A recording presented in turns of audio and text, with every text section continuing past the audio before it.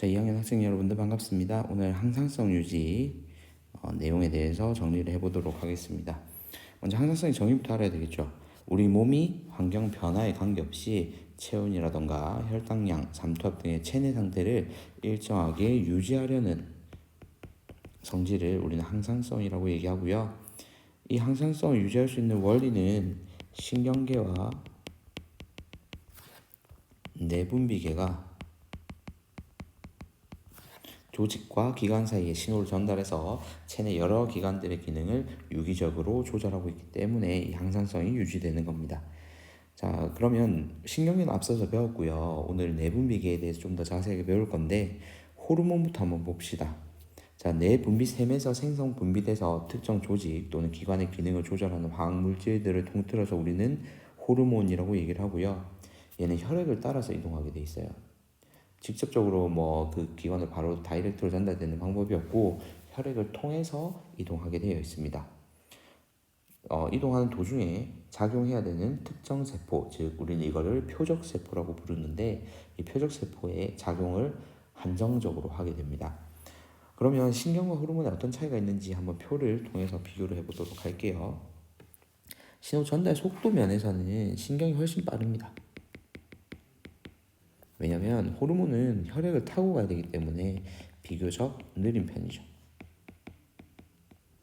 자, 그리고 작용하는 범위를 따지면 신경은 해당 뉴런이 연결되어 있는 위치에 한정적이라면 호르몬은 혈액을 타고 가는 동안에 만나는 모든 표적세포에게 작용을 할 수 있기 때문에 넓습니다. 자, 그리고 효과의 지속성을 보면 신경 같은 경우에 일시적이에요. 그래서 빨리 생기고 나서 빨리 사라져 버리는 특징을 가지고요.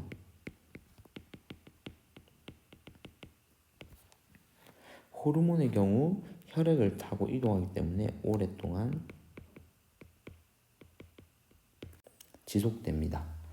자, 그리고 전달 매체를 보면 신경은 직접적으로 이 신경세포인 뉴런을 통해서 바로 전달되는 반면 호르몬은 혈액을 통해서 전달되고요.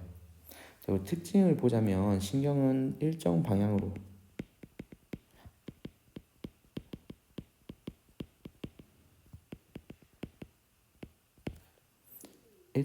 전달되는 반면 호르몬의 경우에는 해당하는 특정 표적 세포에만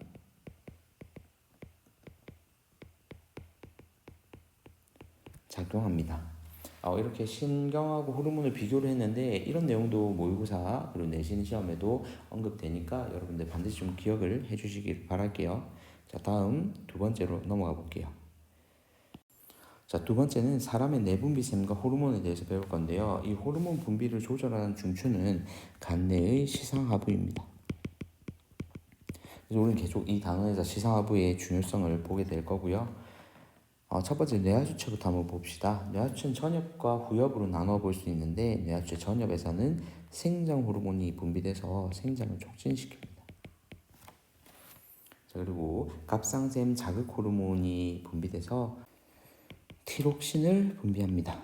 자, 그리고 생식샘 자극 호르몬은 성 호르몬의 분비를 촉진시키는데요. 후엽의 경우에는 항인효 호르몬이 분비돼서 콩팥에서 수분 재흡수를 촉진하고요. 옥시토신의 경우에는 자궁의 수축을 촉진해서 출산 시에 아기를 출산할 수 있도록 해주는 역할을 수행합니다. 자, 갑상샘에서 분비되는 물질이 바로 티록신인데요. 세포 대사를 촉진해주는 역할을 하고 부신 속질에는 에피네프린이 있습니다. 이 에피네프린은 혈당량을 증가시키는데요. 심장 박동을 촉진시키고 혈압 자체가 높아지게 만듭니다. 자, 여기서 중요한 게 이자가 또 나오는데 이자에서는 인슐린과 글루카곤이 나와요. 그래서 인슐린은 혈당량을 감소시키고 글루카곤은 혈당량을 증가시킵니다. 자, 그러면 여러분들이 볼 수 있는 것들이 이 인슐린하고 글루카곤이 서로 다 반대되는 역할을 한다라는 거 볼 수 있는 거죠. 여기까지 확인하고 다음 페이지로 넘어가 볼게요. 자, 항상성 유지 원리를 살펴볼 건데요. 여기에서 우리 지난 시간에 배웠던 기량작용도 나오고 여기 음성 피드백이 추가돼서 나옵니다. 이 음성 피드백도 굉장히 중요합니다. 먼저 정의를 살펴보면 어떤 일이 원인으로 작용해서 나타난 그 결과가 그것 때문에 나타났는데 그 원인 자체를 억제하는 조절 원리를 얘기하고요. 예를 들어서 티록신이 이렇게 밑에 나와 있죠. 여기 TRH하고 TSH 지금 풀어서 써놨으니까 한번 확인해 보고요. 먼저 TRH가 분비되면 뇌하수체 전엽에서 TSH를 분비하라는 소리구나 해서 분비를 합니다. 자, 그럼 갑상선에서 티록신을 막 분비를 하겠죠. 근데 문제는 뭐냐면 티록신이 많다고 좋은 건 아닙니다. 그래서 티록신이 너무 많게 되면 기능에 대한 문제들이 생기고 질병이 유발되기 때문에 이 티록신이 더 이상 분비되지 않도록 하기 위해 얘를 티록신을 분비하게끔 만든 시상하부와 뇌하수체 전엽을 억제해서 TRH 분비와 TSH 분비를 낮추게 됩니다. 그럼 티록신 분비는 자연스럽게 농도가 낮아지겠죠. 그래서 그 내용 옆에 정리해 두었고요. 자, 그리고 기량작용은 일부 호르몬이 교감신경과 무교감신경처럼 서로 어떤 효과를 낼까요? 반대 효과를 내는 거죠. 예를 들면 아까 얘기했던 혈당량 조절에서 인슐린과 글루카곤은 기량작용을 하고 있는 겁니다.